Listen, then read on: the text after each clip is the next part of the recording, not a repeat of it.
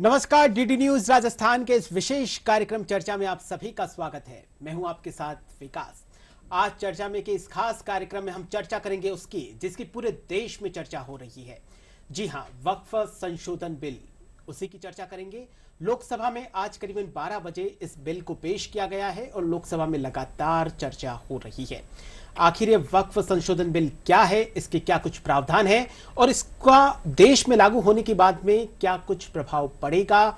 जो मुस्लिम समाज है, जो अंतिम पंक्ति में जो मुस्लिम समाज का जो व्यक्ति खड़ा है, उसके ऊपर इस वक्फ संशोधन बिल का क्या कुछ प्रभाव पड़ेगा।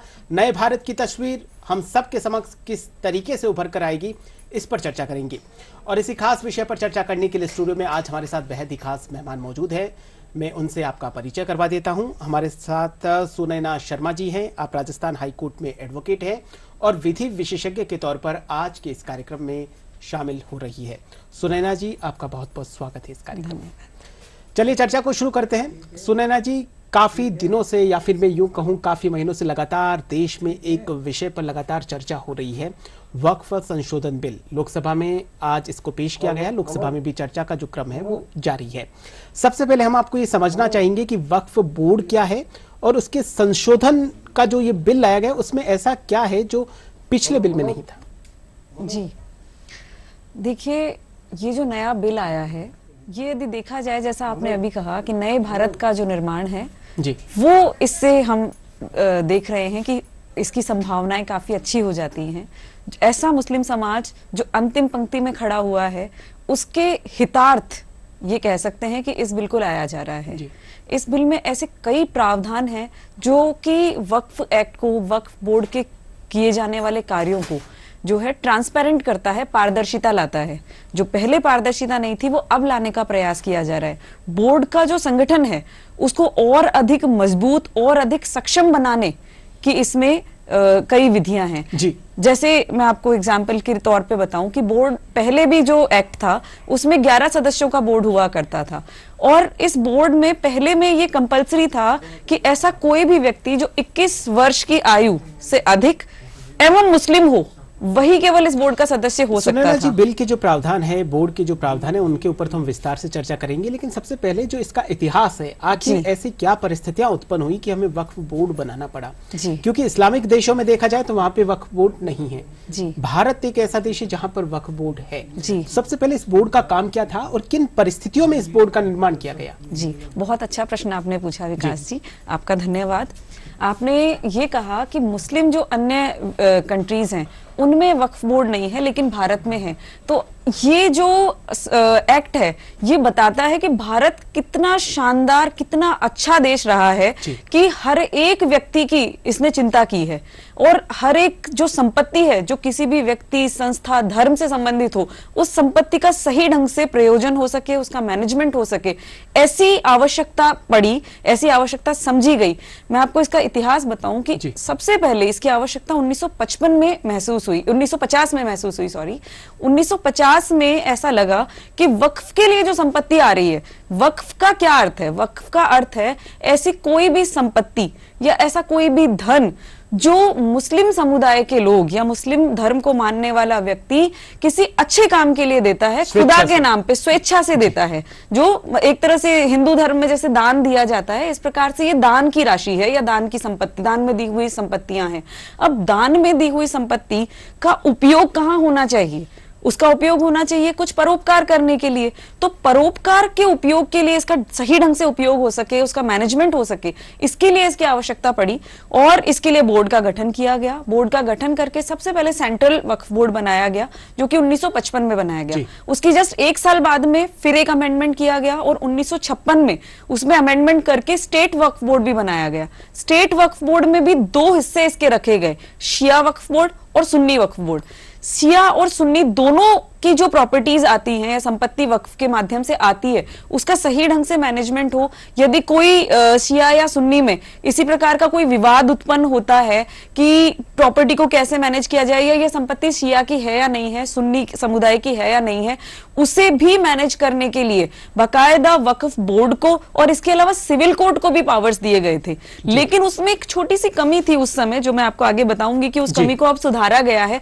उस कमी के कारण ही अभी जो मैंने आपको कहा कि ट्रांसपेरेंसी आनी चाहिए, वक्फ की जो संपत्तियां हैं उसका और सही ढंग से उपयोग हो सके, सदुपयोग हो सके, उसके लिए ये जो एक्ट है ये बनाया गया है। कुल मिलाकर मोटे तौर पर इस तरीके से समझा जाए कि मुस्लिम समाज के जो पिछड़े हुए लोग हैं या फिर आम जो मुस्लिम समाज का जो नागरिक है, उसको जो उसका सामाजिक जीवन स्तर है, आर्थिक जीवन स्तर है, या किसी भी प्रकार के किसी भी क्षेत्र में पिछड़ रहा है, तो उसको अपने पैरों पे खड़ा किया जाए, उनकी भी उन्नति करी जाए। इन उद्देश्यों की पूर्ति के लिए वक्फ बोर्ड का निर्माण किया गया। जी बिल्कुल। ठीक है, अब चर्चा करते हैं इस पे कि आखिर ऐसी क्या परिस्थितियां हुई कि उसमें संशोधन की जरूरत पड़ी। 1995 में संशोधन किया, 2013 में संशोधन किया, और 2024 में जो संशोधित बिल है जिसके ऊपर आज चर्चा हो रही है, तो लगातार ये चर्चाओं का दौर चल रहा है। ऐसी क्या परिस्थितियां हुई कि इसमें संशोधन करना पड़ा? देखिए, बदलाव जो है ना, ये समय की हमेशा मांग होती है, और समय की मांग ये है कि बहुत सारे ऐसे विवाद सामने आए जिनमें ये पता चल रहा है कि वक्फ बोर्ड जो है उसके जो सदस्य स्वयं हैं वो ट्रांसपेरेंसी नहीं होने के कारण, पारदर्शिता नहीं होने के कारण उन्होंने ही वक्फ की संपत्तियों का दुरुपयोग करना प्रारंभ कर दिया। और साथ ही कई ऐसे क्लेम्स आने लग गए जिससे देश की संपत्तियों को भी नुकसान होने लग गया। जैसे इसका बहुत ही शानदार एग्जाम्पल आपके सामने बेट द्वारका का रहा, जहां उन्होंने कह दिया कि 2 आइसलैंड जो है वो वक्फ से संबंधित हैं। यहां तक कि गुजरात में सूरत नगर निगम के ऑफिस के लिए कह दिया कि सूरत नगर निगम का ऑफिस है जो वक्फ बोर्ड की संपत्ति है, बिना कोई सबूत कुछ भी नहीं, और आप दावा कर रहे हैं। केरल में एक पूरे गांव जो बसा हुआ गांव है, उस बसे हुए गांव को कह दिया कि वक्फ बोर्ड की संपत्ति है। ये तो एक मुद्दा देश की संपत्तियों को लेकर रहा। दिल्ली में कह दिया, यहाँ की जो आज संसद है जहां इस बिल के बारे में चर्चा हो रही है, उसके लिए भी कह दिया गया कि ये भी वक्फ की संपत्ति है। तो ये जो मनमाने रवैये हैं वक्फ के, इसको कंट्रोल किया जा सके, एक बात। दूसरी बात इसके अंदर कि वक्फ की जो संपत्ति है, जैसा आपने अभी कहा कि इसका उपयोग कैसे होना चाहिए, आप इसका उपयोग कर सकते हैं जो मुस्लिम समाज है या धर्म है उसके विस्तार के लिए, उसके उसके लिए अच्छा करने के लिए। महिलाओं का इसमें भला होना चाहिए, जो उनके अनाथ बच्चे हैं उनका उसमें भला होना चाहिए, जो ऐसा समुदाय, ऐसे व्यक्ति जो बहुत गरीबी रेखा से नीचे हैं या गरीब तबके के लोग हैं, उनका भला उस संपत्ति से किया जाना चाहिए। ये करने के बजाय इन्होंने क्या करना शुरू किया कि उन संपत्तियों का उपयोग स्वयं के मॉल बनवा दिए, दुकानें बनवा दी, और पर्सनल यूज में वो करने लग गए, स्वार्थ की पूर्ति करने के लिए उसका उपयोग करने लग गए। इसलिए ये सब देखते हुए आवश्यकता हुई कि सरकार की जो संपत्ति है उसकी भी सुरक्षा हो, और जो संपत्ति वक्फ में एक्चुअली सही प्रकार से दान में आ रही है उसका सदुपयोग हो। इसके लिए आज इसकी आवश्यकता, बेहतरीन तरीके से प्रबंधन हो, और जो कुप्रबंधन इतने सालों से चल रहा था वो दूर हो। चलिए, अब इसकी प्रावधान की अगर बात करी जाए तो ऐसे कौन से मुख्य प्रावधान है जिनके ऊपर चर्चा हालांकि संसद में भी हो रही है और हमें भी करनी ही चाहिए? ऐसे कौन से क्या कुछ प्रावधान है? सबसे पहले तो मैं महिला हूं, तो महिलाओं के प्रति जब कोई अच्छी चीज आती है तो मुझे व्यक्तिगत तौर पे इससे बहुत खुशी होती है। महिला चाहे किसी भी समाज की हो, वो महिला है। तो देखिए, इसमें एक तो प्रावधान ये आया है कि वक्फ बोर्ड जो है उसमें पहले ये प्रावधान नहीं था कि महिलाओं को उसके अंदर शामिल किया जाए। अब ये उसके अंदर मैंडेट कर दिया गया है कि 2 महिलाएं तो कम से कम वक्फ बोर्ड की सदस्य होंगी। जितने भी राज्य के जो राज्य बोर्ड है उनमें भी है, सभी राज्य बोर्ड में, केंद्रीय बोर्ड में भी, दोनों जगह इसमें शामिल करने का एक इसमें प्रयोजन डाला गया। इसके अलावा महिलाओं की संपत्ति जो पहले एकल महिला होती थी या उसकी अगर मृत्यु हो जाती थी तो वो संपत्ति सीधे ही वक्फ को दान हो जाती थी, चाहे वो देना चाहे या ना देना चाहे। लेकिन अब जो है उस संपत्ति का सही प्रकार से निपटारा करने का इसमें प्रावधान दिया गया है। वो संपत्ति उसके जो परिवार वाले हैं उन्हें अब प्राप्त हो सकेगी। इसके अलावा जो वक्फ से मिलने वाली संपत्ति है, उस संपत्ति का सदुपयोग जो है वो महिलाओं के उत्थान के लिए, ऐसे बच्चे जो अनाथ हैं उनके उत्थान के लिए अब किया जा सकेगा। तो ये तो महिलाओं और बच्चों के लिए बात हुई। यानी महिला सशक्तिकरण को लेकर भी बहुत बड़ा कदम उठाया गया है। क्योंकि महिला समाज की धुरी मानी जाती है और वो समाज को बेहतरीन तरीके से समझ सकती है। तो उन चीजों को आराम से, अगर वो बोर्ड की सदस्य होगी तो आराम से उठा सकती है उन मुद्दों को, और उनके लिए काम कर सकती है। और इसके अलावा जो मैंने आपको पहले भी बताया कि जो गवर्नमेंट की संपत्ति है, जैसे मैं आपको एग्जांपल दूं इसके लिए कि वक्फ बोर्ड के पास में रेलवे के बाद सबसे ज्यादा संपत्ति वक्फ बोर्ड के बाद में है जी, रेलवे और सेना के बाद में जी तीसरे नंबर पे भारत में सबसे ज्यादा संपत्ति उनके पास में आती है।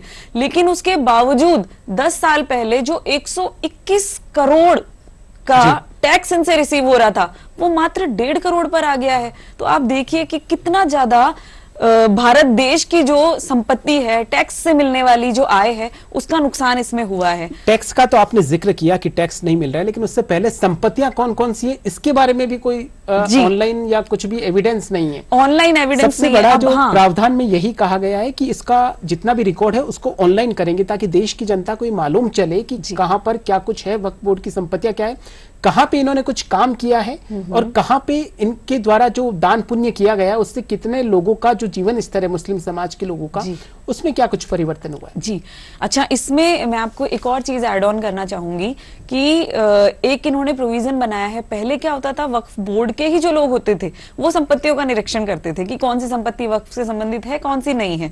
तो अब इन्होंने क्या कर दिया, सरकारी जो संस्था है, कलेक्टर जो कि इतना सुपीरियर अथॉरिटी सरकार का होता है, कलेक्टर को ये पावर दे दिए गए हैं कि वो चेक करे कि संपत्ति जो है वो वक्फ से संबंधित है या नहीं है। तो इससे भी संपत्ति का जो है ना वो एक अच्छा उपयोग होने का अवसर अच्छे बढ़ेंगे। पहले सिर्फ वक्फ बोर्ड की जो संपत्तियों का कोई भी मतलब मामला होता था तो वो ट्रिब्यूनल के पास में जाता था जो उनका खुद का ही बनाया हुआ है जी। लेकिन अब इस नए प्रावधान के अंतर्गत सिविल कोर्ट में भी देखिए मैं आपको बताती हूँ इसका कि पहले वक्फ बोर्ड जो है ना वो मतलब एक तरह से सिंपल भाषा में अगर इसको कहे ना तो सुप्रीम कोर्ट के जैसे पावर्स दे रखे थे कि वक्फ बोर्ड ने जो डिसाइड कर दिया वो अंतिम निर्णय है। मतलब गलती भी खुद करो और उसका मूल्यांकन भी खुद ही करो, जो करना है आप खुद ही करो। तो ट्रिब्यूनल के पास सारे पावर दे रखे थे।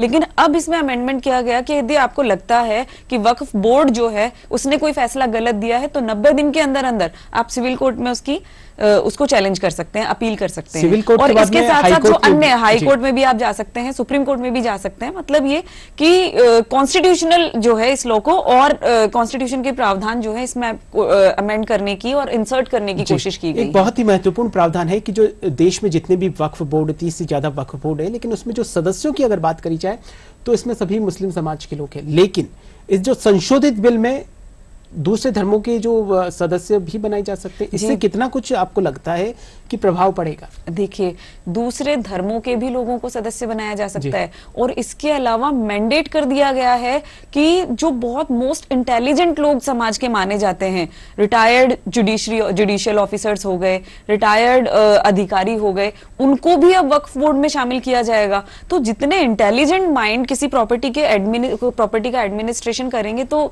ये बिल्कुल जाहिर सी बात है कि उस प्रॉपर्टी का एडमिनिस्ट्रेशन बहुत ही ज्यादा अच्छे तरीके से किया जा सकेगा। तो ये चीज जो है इसमें बहुत अच्छे तरीके की इंसर्ट की गई है। सरकार लगातार अच्छा कार्य कर रही है, राष्ट्रहित के लिए कई कड़े फैसले ले रही हैं। जैसे हमने देखा कि अनुच्छेद 370 का फैसला हो, ट्रिपल तलाक का मामला हो, 3 नए आपराधिक कानून हो, लेकिन जब ये लागू किए गए, लागू करने से पहले एक विशेष वर्ग है या फिर यूं कहूं राजनीतिक दल है या विपक्ष के नेता है, कुछ लोग अपने स्वार्थवश आकर इन चीजों का विरोध करते हैं। ये कितना जायज है? लेकिन जब यही फैसले हकीकत के धरातल पर उतरते हैं और तब वो परिदृश्य बदल जाता है और एक सुखद भारत की तस्वीर हम सबके समक्ष नजर आती है। जी बिल्कुल, देखिए ये बिल्कुल गलत है। इस प्रकार के जो कानून आते हैं उनका सभी दलों को स्वागत करना चाहिए, क्योंकि अंतिमतः सरकार का या जो भी कानूनी जो राजनीतिक दल हैं उनका असल में काम क्या होना चाहिए? भारत देश का एक बहुत अच्छा निर्माण होना और भारत देश को जो पहले हम जगत गुरु हुआ करते थे दोबारा उसकी परिकल्पना करके उस परिकल्पना को धरातल पे लाने का कार्य करना। हमारा देश जो जिसे हम सेक्युलर देश कहते हैं, उस सेक्युलर देश में हर एक धर्म के लोगों को, ना सिर्फ धर्म बल्कि महिला, पुरुष, बच्चे, वृद्ध, हर एक व्यक्ति को देश में रहने पे यहाँ हर प्रकार का लाभ मिले, हर प्रकार की सुरक्षा मिले, इस प्रकार से देश को चलाया जाना चाहिए। अब अगर किसी कानून में ऐसे अमेंडमेंट्स आते हैं तो उन अमेंडमेंट्स का तो दोनों हाथ फैला के स्वागत किया जाना चाहिए। जी बिल्कुल, दोनों हाथ फैलाकर स्वागत किया जाना चाहिए। उसी की दिशा में केंद्रीय गृह मंत्री जो अमित शाह है, संसदीय कार्य मंत्री किरेन रिजिजू, वो लगातार जो भ्रम फैला रहे हैं उनको लगातार बोल रहे हैं कि ये जो अमेंडमेंट बिल लाया गया है ये किसी का हक छीनने के लिए नहीं लाया गया है, बल्कि वर्षों से जिनको हक नहीं मिला है जी। उनको हक दिलाने के लिए लाया जी गया है। देखिए, कोई भी ऐसा प्रावधान उसके अंदर नहीं डाला गया जिसमें ये कह रखा हो कि वक्फ बोर्ड के पास कोई संपत्ति रजिस्टर्ड है और हम उसको वापस ले लेंगे, ऐसा कोई प्रावधान नहीं है।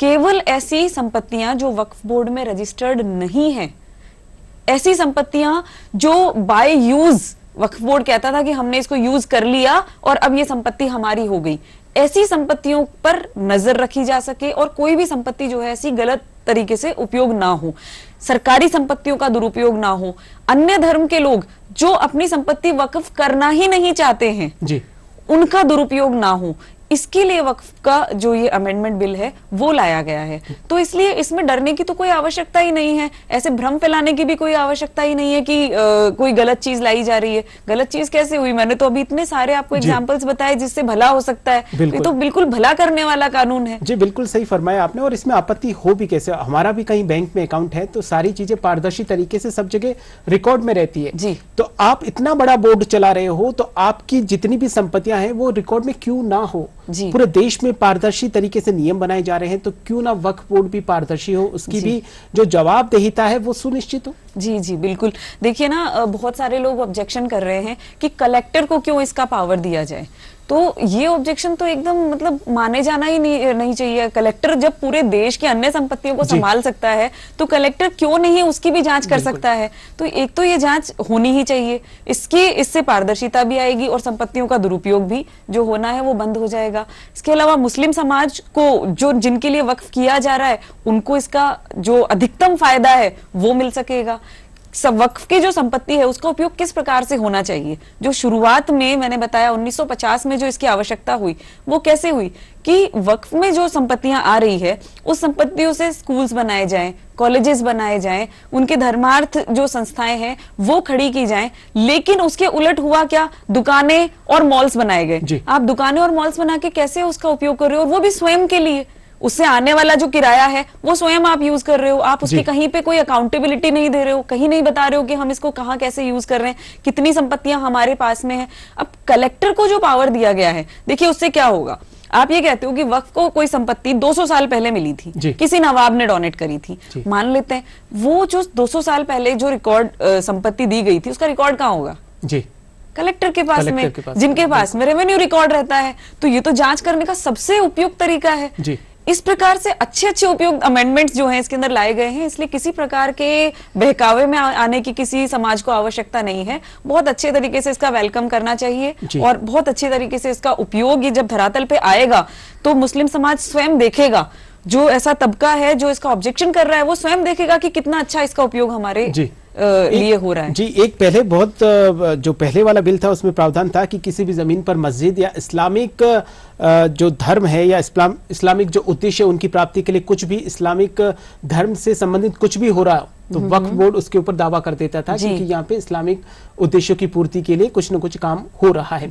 लेकिन इस बिल में, संशोधित बिल में ऐसा नहीं है। जब तक कोई वक्फ को ऑन रिकॉर्ड अगर जमीन दान नहीं करेगा तब तक भले उस पे कोई भी कार्य हो रहा हो, जी वक्फ बोर्ड की नहीं होगी। बिल्कुल, ये अब प्राइवेट प्रॉपर्टीज का इसमें यह आ गया कि आप किसी प्रॉपर्टी को प्राइवेट रखना चाहते हैं तो वो प्राइवेट रहेगी, वक्फ उसको जबरदस्ती नहीं ले सकता है। इसके अलावा एक और प्रावधान जोड़ा गया कि मुस्लिम जो है वो कम से कम 5 साल तक मुस्लिम धर्म को प्रैक्टिस कर रहा हो, वही व्यक्ति केवल वक्फ कर सकेगा। मतलब ये कि एक जो किसी व्यक्ति को, किसी गरीब तो नहीं कहेंगे जो व्यक्ति दान कर रहा है उसे, लेकिन किसी को मूर्ख बना के या उसके इमोशंस का फायदा उठा के जबरदस्ती प्रॉपर्टी मतलब कहीं ना कहीं आप ये कहना चाह रहे हैं धर्म परिवर्तन जो है वो भी रोका जा सकेगा। धर्म परिवर्तन के बहकावे में आकर किसी को भी धर्म परिवर्तन नहीं करवाया जा सकता। बिल्कुल, धर्म परिवर्तन नहीं करवाया जा सकेगा। धर्म परिवर्तन ऐसे लोगों का जो संपत्ति दे सकते हो उनका नहीं करवाया जा सकेगा। अगर 5 साल तक लगातार आप गलत कर रहे हो, दूसरा उसमें भी आप गलत में गलत तौर कर रहे हो। जी, तो उस पे रोक लगेगी। तो हर प्रकार से जो है ना ये मतलब एक सेक्युलर धर्म को, मतलब अपने कॉन्स्टिट्यूशन को बचाने का बहुत अच्छे रास्ते खोले गए हैं इसके द्वारा। तो क्या आपको लगता है कि अगर शुरू से ही जो वक्फ बोर्ड है अगर ईमानदारी के साथ, पारदर्शिता के साथ में, जवाबदेहिता के साथ में और प्रबंधित तरीके से काम करता तो आज जो मुस्लिम समाज है उनका जीवन स्तर है, सामाजिक जीवन स्तर है, या फिर मैं यूं कहूं जो आर्थिक जीवन स्तर है, उनमें जो आज जो हमें परिदृश्य दिखाई दे रहा है वो कुछ और ही होता? बिल्कुल होता। आप देखिए, अभी अपन ने चर्चा करी है इसमें कि सेना और रेलवे के बाद में सबसे ज्यादा संपत्ति वक्फ के पास में है। अगर इतनी सारी संपत्ति का सदुपयोग किया जाए तो कितने 40% 30% आबादी है, पूरी की पूरी आबादी का उत्थान किया जा सकता है इतनी प्रॉपर्टी में। तो यदि पारदर्शिता होती, यदि इसका सदुपयोग होता तो वाकई बहुत सारे लोगों को इसका फायदा मिलता। आज मैं इसमें चर्चा में देख रही थी तो इसके भारतीय जनता पार्टी के एक नेता कह रहे थे कि ये जो लड़ाई है ना, ये पार्टियों के बीच की नहीं है, ये बादशाहत और गरीबी के बीच की लड़ाई है। हम गरीबों के साथ हैं और जो लड़ने वाले हैं वो बादशाहों के साथ हैं। तो बेसिकली ये बादशाहत को खत्म करने वाली लड़ाई है कि जिन लोगों ने उस संपत्तियों पे कब्जा करके और अपनी बादशाहत बना ली है ना, वो इसको रोकने का एक प्रावधान है। और हमारा तो देश ही डेमोक्रेटिक है, हमारा तो राज्य ही डेमोक्रेटिक है, और यहाँ तो हर व्यक्ति अपने आप में राजा है, तो एक बादशाह क्यों रहे? हम सब बादशाह बने, हर गरीब अपने आप में बादशाह है, और उस गरीब को गरीबी से दूर करने के लिए ही और उसका जीवन स्तर सुधारने के लिए ये सारी चीजें लाई जा रही हैं। आपको क्या लगता है कि जब ये प्रावधान लागू हो जाएगा, आज लोकसभा में पेश हुआ है, कल राज्यसभा में पेश किया गया है, और उम्मीद करते हैं कि क्योंकि सरकार के पास में बहुमत है और ये पास होने की पूरी संभावना है, अगर ये पास हो जाता है तो क्या कुछ महत्वपूर्ण बदलाव देखने को मिलेंगे?